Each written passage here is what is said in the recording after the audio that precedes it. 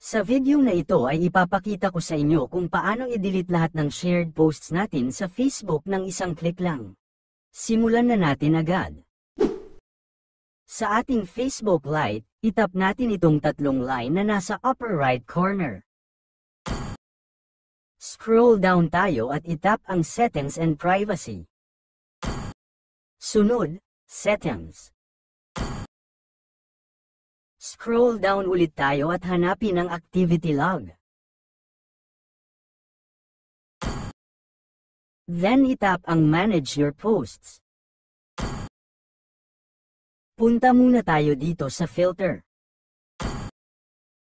Tapos dyan sa Category. Ayan lahat ang madidelete kaya pakapag-isipan nyo muna bago nyo gawin. Tap lang natin ang Select All. Then Trash. Sinasabi dyan na mananatili muna sila sa trash ng 30 days bago tuluyang ma-delete. Kung sakali man na magbago ang isip nyo at ayaw nyo na i-delete, pwede nyo naman cancel anytime, basta wag nyo lang paabutin ng 30 days. Para i-cancel, punta lang tayo sa trash. Select all nyo lang at itap ang Restore. Yun lang, salamat sa panunood.